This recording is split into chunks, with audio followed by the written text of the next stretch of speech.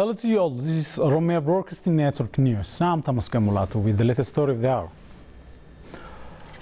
President Sahle-Work Zewde yesterday visited Muday Association, an Ethiopian-based charity organization dedicated for the betterment of the disadvantaged section of the society.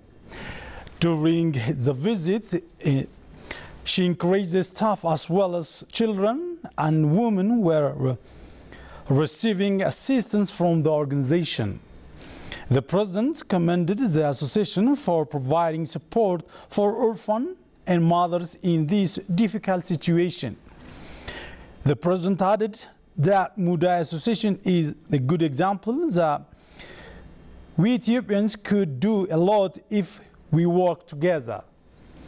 Pledging to provide all the necessary support to the association, the president urged all Ethiopians to donate what they can to the organization. Founded 19 years ago, the association currently provides assistance for 614 children and 450 mothers.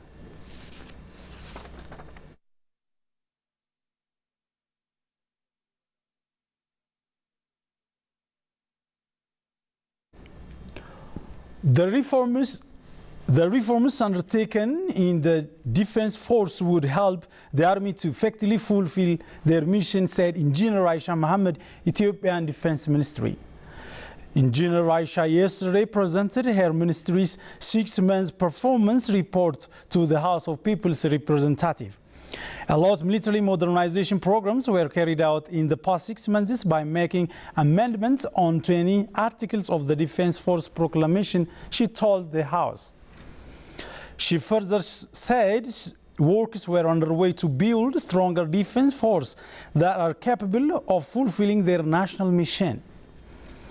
In order to reestablish the national force, the country has tried to draw lessons from France and Kenyan naval forces, she added. During the past 6 months, army members who met the requirement were promoted, and about 7,017 others retired from the military for failing to pass parametric tests, she added.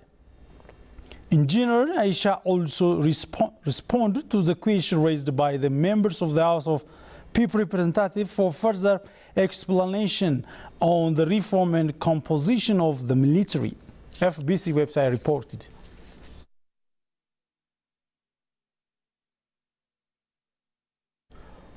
President of Wallo University underscored that his university has been striving to strengthen the Oromo culture and values among Oromo society reside in Wallo area. Sorry, Chakabanicha has the detail. Wallo University has started teaching Afan Oromo in this academic year in its main campus found in Dase town. President of Wallo University, Dr. Abate Getaun, said they have started teaching Afan Oromo, their university students, the real representatives of Ethiopia, by enabling them to use plenty of languages. The students came from outside of Oromia regional state can speak Afan Oromo here in a short period of time. They can write, they can speak and communicate in Afan Oromo. The reason why we open this faculty is to respond to the demand of our students. Dr. Abate revealed that more than 300 students were registered to study Afan Oromo in this newly opened faculty. He added that they are working to establish Center of Language and Cultural Studies in Wallo very soon to study the culture and the language of Wallo society and Debs. Instructor Faisal Dunya, who is Afan Oromo faculty head at Wallo University for his part, said that the desire and the need of the surrounding community has forced them to open this faculty. I know this area, Wallo people, for a long period of time. In my stay here, I understand that the people of Wallo, Kamise, and other people have had an Oromo background, and they were eager to learn Afan Oromo more. That is why we have Afan Oromo faculty here. The Ministry of Innovation and Technology and Save Ideas Party Limited have signed agreement that enables the latter to provide free service for Ethiopian innovators. The agreement was signed by Dr. Shumete Gizau, State Minister of Innovation and Technology, and Professor Azabo Sokoko, founder and the president of Save the Idea. According to the agreement, Save Ideas will register and protect the innovation presented at the Design Ethiopia contest and promote them worldwide for free. Azabo Sokoko on the occasion said the organization has a plan to open its African office in Ethiopia. Save Ideas provide a free service for students, artists, designers, small businesses, and the screening innovators who has created something but doesn't have the time or money to copyright their work on hand for interested investors and the customers. Its aim is to create an online community where anyone can save and protect their intellectual property, exchange ideas, and communicate with others on the free global platform and attract promoters, customers, and investors.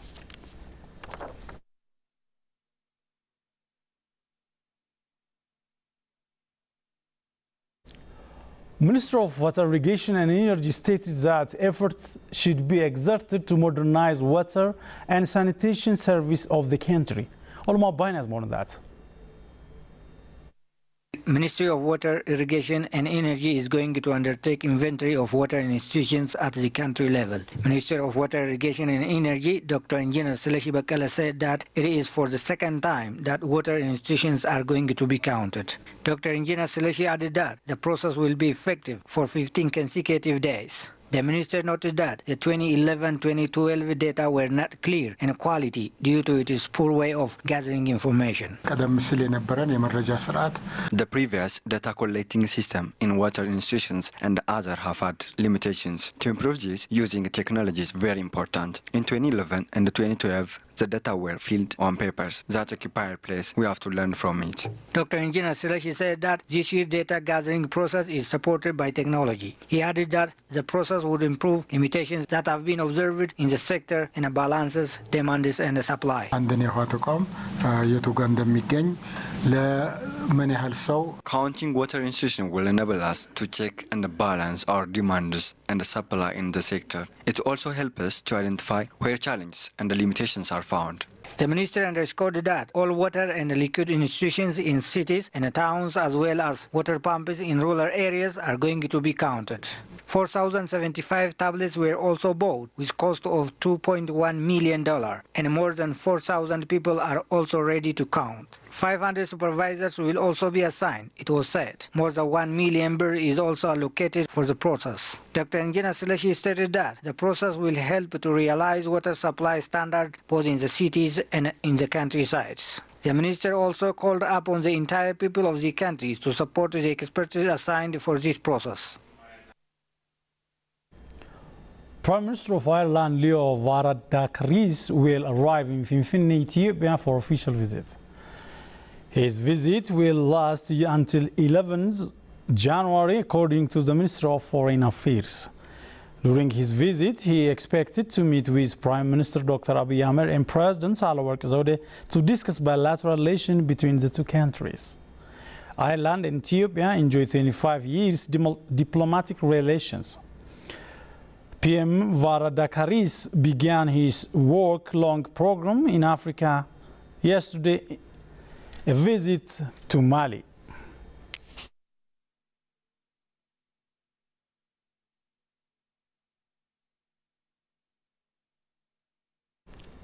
EU Ambassador to Ethiopia, Johan Borgstam, said Prime Minister Dr. Abiy Ahmed's nationwide and fundamental political and economic reforms could be a model to the East African regions and beyond. Aklilu Gabru has more on that. European Union Ambassador to Ethiopia, Ambassador John Borgstam, told the Ethiopian Herald that European Union welcomes the commitment of the Ethiopian government to multi-party democracy, respect of human rights, rule of law and gender parity. The appointment of Sahle-Work Zewde as the president and nominations of 50% women in cabinet are also encouraging steps towards a greater degree of gender equality and inclusiveness, he said. According to him, the European Union stands ready to support Ethiopia in its continued work to ensure the respect of the fundamental rights of freedom of expression and access to information, the right to assembly, foster religious tolerance, and safeguard gender mainstreaming. The Union also backs activities towards promoting women and girls' education and empowerment and moves to eliminate all forms of violence against them, also in efforts to make the upcoming election inclusive, credible, and transparent. European Union welcomes the announcement of reforms aiming at revitalizing the economy by empowering the investment climate and strengthening the role of private sector, the ambassador said. It appreciates Ethiopia's engagement in multilateral free trade mechanisms, reforming key state-owned enterprises and opening them to competition and foreign participation, as well as putting the economy on a fiscally sustainable path, he added. Noting economic reforms should contribute to address the crucial need for job creation in a country where two-thirds of the population is under age of 30. Borgstam said the European Union will intensify its support in job creation, industrial and agro-industrial parks, exports and trade promotion, as well as private sector development. The recently proposed Africa-Europe Alliance for Sustainable Investment and Jobs promotes a strengthened framework to support Ethiopia's economic transformation, he said. The European Union and its member states have been steadfast allies in supporting Ethiopia through various platforms, and they will step up coordinating to back government's endeavors. Ambassador Borgstam pointed out that European Union supports the driving role Ethiopia has been playing in the regional comprehensive refugee response framework process as the second largest refugee hosting country in Africa. Well, many thanks for joining us. That's all for now. Have a good time.